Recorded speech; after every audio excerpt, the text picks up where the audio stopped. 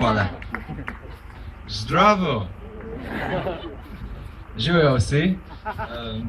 To sta Jenede in Claysona Benally. Potem boste nastopali tle kot duo C.M.A.K.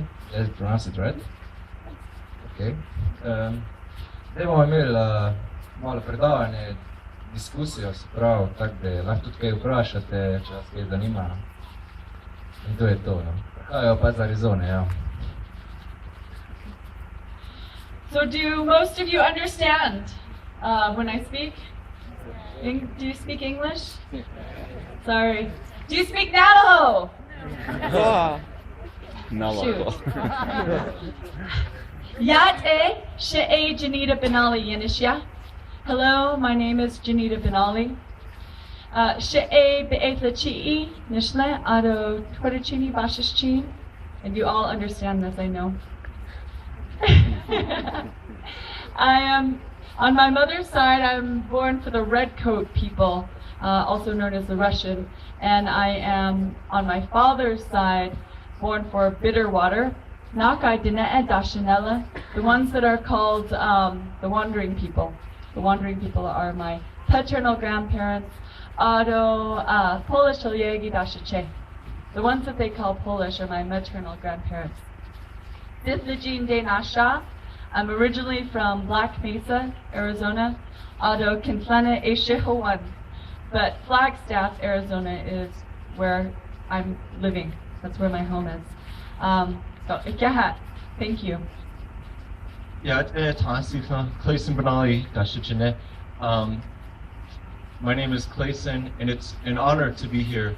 We always introduce ourselves in this fashion because we recognize wherever we travel that we are connected. We are one people. We come from many different places throughout the world, but in our traditional history, they say we come from the same roots. And when we introduce ourselves, it's from our mother's clan all the way through to our father's clan to identify that we are the five-fingered people, that we're all related. We're brothers and sisters here. So it's an honor to be here with you. My father is also here. This is my father, Jones Benally, our father. This is my sister as well. And we have a group. We're going to be sharing some music with you in a little bit called Sihasin, which means hope. And we also share our traditional Jenede dances, the Navajo. Our people are known as Navajo, but we call ourselves Jenede, which means the people. Just, it's always funny, how with different names and labels, how people identify. Sometimes, coming to Europe and people say Indian or things of that nature. I don't know if we necessarily identify with the word Indian or things of that nature. There's a lot of stereotypes or different things that we have challenges to overcome. But we're so honored to be here to talk about some of the different histories, a lot of the different issues that we're faced with as Indigenous people today. And I'm going to turn the mic over to Jenede, and probably to my father too. So how many of you have heard of our people before, the Jenede or the Navajo people? A few? Oh, that's good. And how many of you, do you know how many different tribal nations there are in the United States? Any guesses? 300 or 400? A little bit more. 500. There are over 564 federally recognized tribal nations in the United States. There are many more that are not recognized by the government. The government says that they don't exist as a tribal nation. So they are fighting for their status to exist within the eyes of the United States government. Our tribe is one of the largest tribal nations in America. We have over 300,000 people in our nation. Most of our people live on our reservation, which is in the southwestern part of the United States. We have 4 sacred mountains that are our traditional boundaries, where the Creator gave us to live and to take care of Mother Earth, so in return that she would take care of us and protect us. When the federal government moved us, they marched many of our people to an encampment very far away. When they finally released our people in 1864, when they finally released our people, they made reservation lines. They made a map and they said, this is where you will live from now on. But our traditional homeland was much bigger than the little map that they gave us to live within. So this created a lot of controversy, because when our people finally could go back home after the encampment, they just went back to where they were traditionally from. And so this created problems, and it still continues to give us problems today. And I'll get into that a little bit later. But traditionally, as Jenede people, our traditional foods are a lot of mutton, a lot of sheep, and we eat a lot of corn too. We grow corn, and we are also farmers. We have horses, we have cows as well. Our landscape is very dry. It's a dry, beautiful, arid landscape, and we rely upon the precipitation, the rain, and the snow for our farming techniques in order to help sustain us. We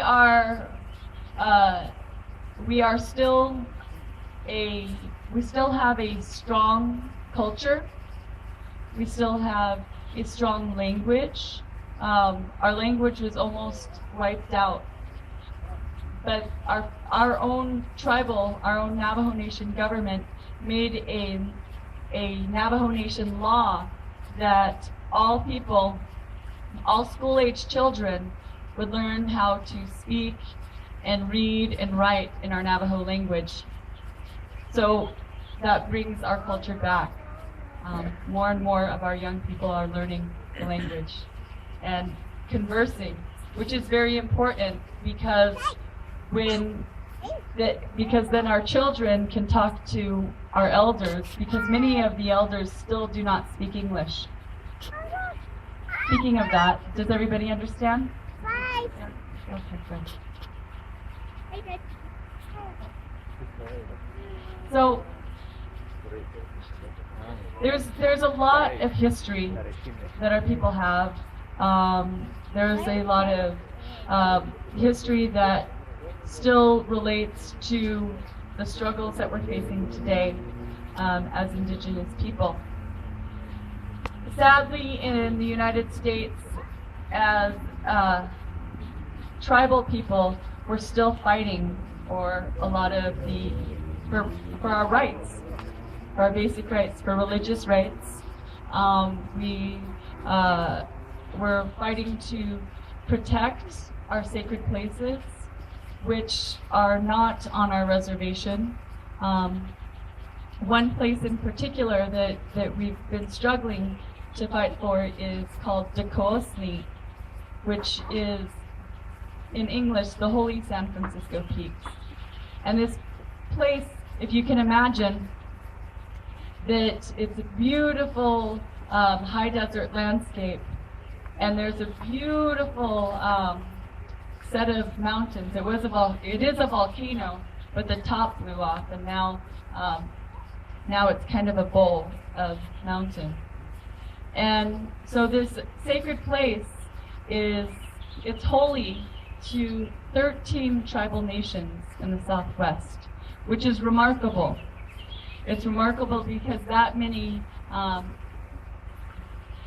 it's that important, it's that holy to so many tribes. It's also culturally significant to 22 tribal nations. So this is really an important site, not only for our people, but for many other tribal nations. And part of what I want to talk about is that struggle, the legal struggle, because there's a whole legal side of trying to protect our sacred places in the United States, as well as different actions as well.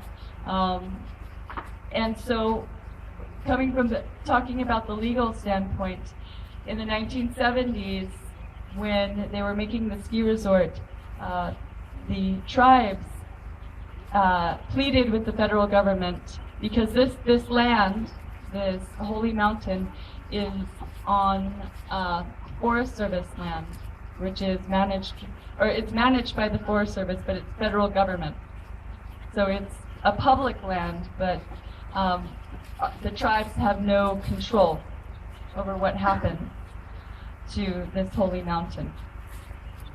So in the 1970s, there's a ski resort there, and they wanted to make a really big expansion and make it a whole built out resort, and the tribe said no, and they took it to court, and they lost. And then there were new owners because this ski resort, in that lawsuit, the federal judges said that the Native Americans could pray on the other side of the mountain. That this small part, well, they say small, but we see the mountain as a whole entity, not as segments. We understand her as being having a spirit, like a person. And that's why she has a name. Like you have a name. If any of you have a name, it's the same thing. That's how we see, that's how we know this mountain. And so later, being that this ski resort is in the high desert, it's gone bankrupt many times. They aren't able to sustain this business because, well, it's the high desert and it doesn't snow as often as it, I guess, should to keep a ski resort in business. So the ski resort decided that they wanted to make artificial snow out of reclaimed wastewater. So the water that goes through your toilet and all of that. So they want to use this water, which is traditionally to the Native nations, it's not clean. There's no way to clean it because there's a spiritual part. There's a spiritual aspect of water that goes through the toilet or water that's even touched death to be put on a holy site. And so the Navajo Nation and some environmental groups took the Forest Service to, they sued them to get this plan stopped. And they lost in court. They went up to the Ninth Circuit Court, and it was lost. And the judges had said that when it comes to sacred places on federal land, Native Americans have no First Amendment right, which is religious freedom. So that was a huge case. That was a landmark case that decided then for all sacred places in America that Native Americans have no standing, that there's no way to protect our sacred places when they're off the reservation. So there was a third case, and my brother, myself, and our mother filed this lawsuit against the United States government, telling them that if our children eat the snow that's made from reclaimed wastewater, we want that it's not healthy, that there are all kinds of things. Everything you put in your body, the pills, medication, everything that you put in your body comes out through your whole urinary tract system. It goes all back into the water. And in America, this is not, they don't test the water for that, and they're called endocrine disruptors. And so, yeah, everything that's flushed down the toilet. There's medical, there's pesticides, there's caffeine.